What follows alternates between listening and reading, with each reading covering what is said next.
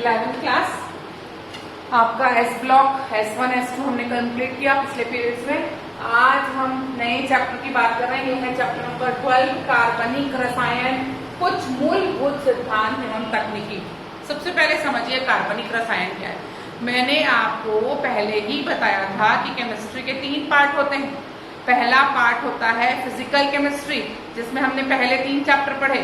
दूसरा भाग होता है अकार्बनिक रसायन, इनऑर्गेनिक केमिस्ट्री, है ना, जिसमें हम हाइड्रोजन और S1 S2 ब्लॉक पढ़े। और तीसरा भाग है कार्बनिक रसायन, जिसका हम ये पहला चैप्टर पढ़ रहे हैं। एक EVS वाला चैप्टर पढ़ चुके हैं, जिसका नोट्स मैं भेज चुकी हूँ आपको।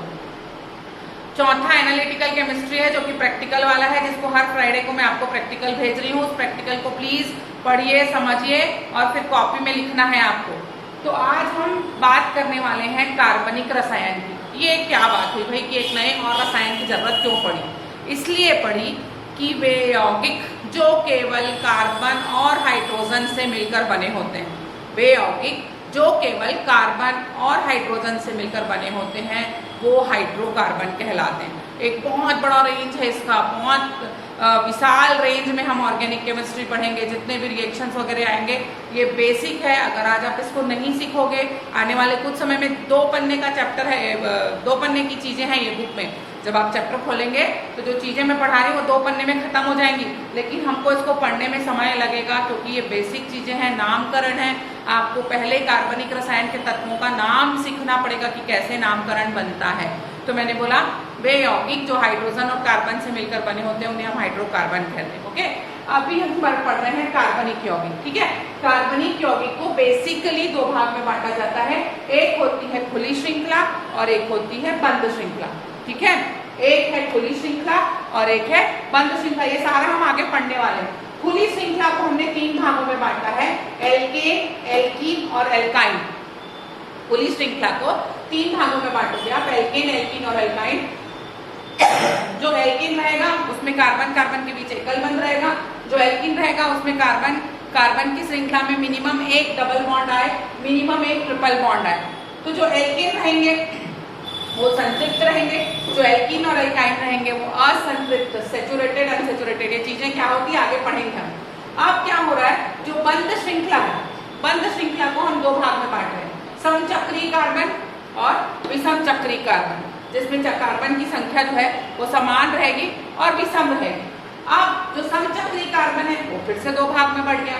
एक हो गया एलिसाइक्लिक, एक हो गया एरोमेटिक। ये सारा डिटेल हम आगे पढ़ते जाएंगे, अभी आप सिर्फ ये टेबल समझ रहे हैं।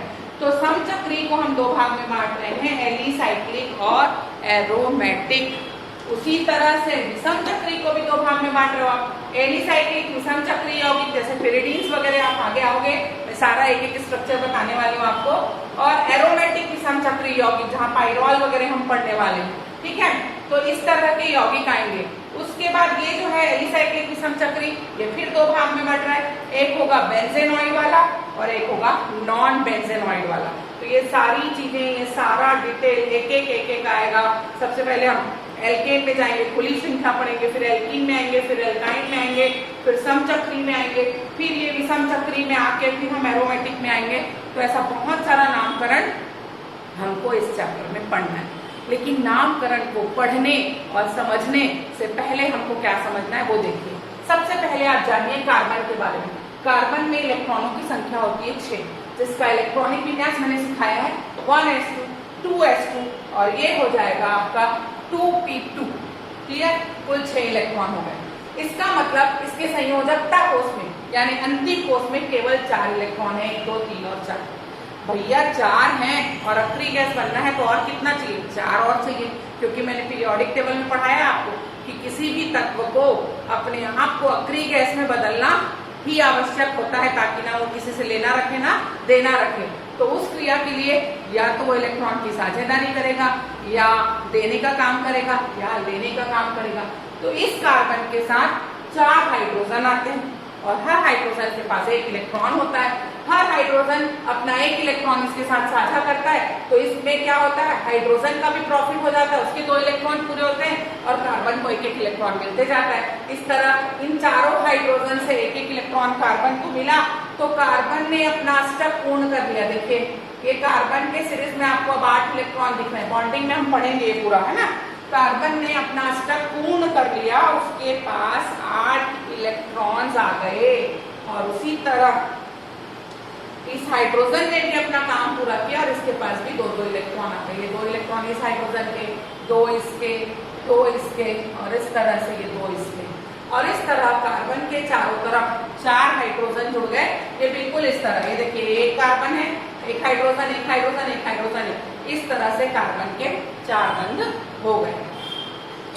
अब सबसे जरूरी चीज कि कार्बन के 4 बंध, तो हाइड्रोकार्बन में आप दुनिया के इस कोने से उस कोने चले जाइए, पहली और आखिरी शर्त यही होगी कि कार्बन के 4 बंध होने अनिवार्य होंगे। चाहे वो कहीं से भी पूरा करे, आप कार्बन को 4 बंध में ही देखेंगे हर जगह। ये रिक्वायर्ड कंडीशन है कि कार्बन 4 बंध ले। तो ये इस तरह से आप समझिए कि कैसे इसने बॉन्डिंग की और कैसे इसके 4 बंध होते हैं। किसी भी हाइड्रोकार्बन की जो बेसिक यूनिट होती है, मूलभूत इकाई, उसको हम CH2 मानते हैं। ठीक है, क्या मानते हैं? CH2 मानते हैं। और हाइड्रोकार्बन में अगर हमको एल्केन में जाना है, खुली श्रृंखला में, सबसे पहले हम एल्केन की बात कर रहे हैं, तो उसका सामान्य सूत्र होता है CN। किसका सामान्य सूत्र है? ये एल्केन का। एल्केन का किसका है? एल्केन का। इसका सामान्य सूत्र है CnH2n+2। ठीक है, अब देखिए कैसे सूत्र से हम फॉर्मूला बनाएंगे। अगर n का मान 1 है, यहाँ भी n का मान 1 है, तो ये हो गया C1, फिर H के साथ 2 गुणित 1 धन 2। तो आप इसको सॉल्व करेंगे तो ये आ रहा है CH4। ये पहला सदस्य बन गया एल्केन का CH4। ठीक है, क्योंकि एक कार्बन है, इसको मेथ कहेंगे, मैं आगे बता रही हूँ। उसी तरह से अगला जो आएगा आपका 2 कर लिया, आप 1 की जगह 2 हो गया, तो यहाँ भी 2 हो गया। पूरा टोटल करेंगे 2, 2 दूनी 4, धन 2 6, तो C2H6 आएगा। क्लियर?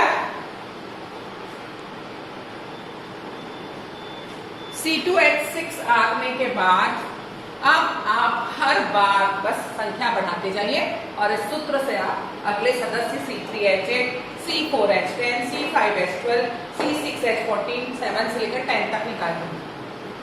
अगर आप ये नहीं करना चाहते, सूत्र में रख के नहीं बनाना चाहते, तो आप CH4 को पकड़ लीजिए और CH4 में CH2 को जोड़ते जाइए। CH4 में जैसे ही CH2 जोड़ेंगे वो C2H6 हो जाएगा, फिर इसमें CH2 जोड़ेंगे तो वो C3। हर में आपको क्या करना है? हर अगले सदस्य को बनाने के लिए CH2 जोड़ना है। तो या तो आप सूत्र से चलिए या CH2 जोड़ते हुए चलिए। इसलिए बोला गया कि जो बेसिक यूनिट है वो CH2 है। अब जैसे हम क्या करें, गणित जब हम कभी पढ़े, बचपन से जब हम गणित पढ़ते चले आए, तो हमने अंक सीखे कि 1, 2, 3, 4, फिर इंग्लिश में हुआ तो 1, 2, 3, 4, जैसे तमिल में और आपके तेलुगु में सब अलग अलग बनने रहने। तो अंकों का एक क्रम आया 1 से लेके 10 तक, और उन्हीं 10 अंकों से 1 से लेके 9 से बाकी के अंक बने।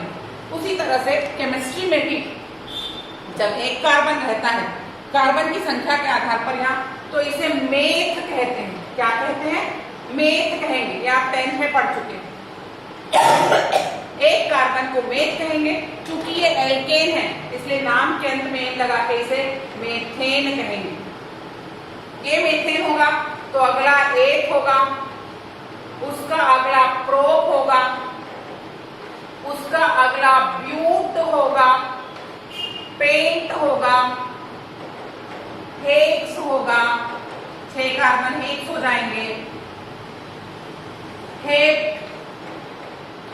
ऑक्ट, नोन और ये डेक। ये 10 अंक आपको बिल्कुल याद रट डालना है। रट, आज इसको पहला काम यही करेंगे आप, रटने का, क्योंकि जब ये सीखेंगे तभी हम आगे की क्लास पढ़ेंगे। एक कार्बन मतलब मेथ, नाम के अंत में लगाना है तो methane, eth ethane, pro propane, but butane, pent pentane, hex hexane, oct hep heptane, oct octane, non nonane और डेक डेकेन। 1 से 10 तक की केमिस्ट्री की गिनती आपको याद करनी है। आज आपका इतना काम रेडी रहना चाहिए। कल मैं आप इसको कैसे खोलेंगे और कैसे आप श्रृंखला बनाएंगे, किन नियमों के तहत श्रृंखला बनती है, ये सारी बात हम अगली क्लास में सीखेंगे और एल्कीन वगैरह सीखेंगे। लेकिन इतना आज जो मैंने बताया है ये पूरा इतना हिस्सा स्पेशली आपका कंठस्थ हो जाना चाहिए। एक और चीज समझ लीजिए, जो मैंने बोला कि कार्बन के चारों तरफ 4 बंद होना चाहिए। देखिए मेथेन में लिखा आपको, एथेन में भी देखिए 1 और 1 2 कार्बन लिखा आपने। अब इसका 1H 2H 3H 4 5 और ये 6H 6H था। ये देखिए 4 बंद, 1 2 3 4 बंद, ये 1 ये 2 ये 3 और ये 4 बंद। ये आपको याद करना है। Thank you.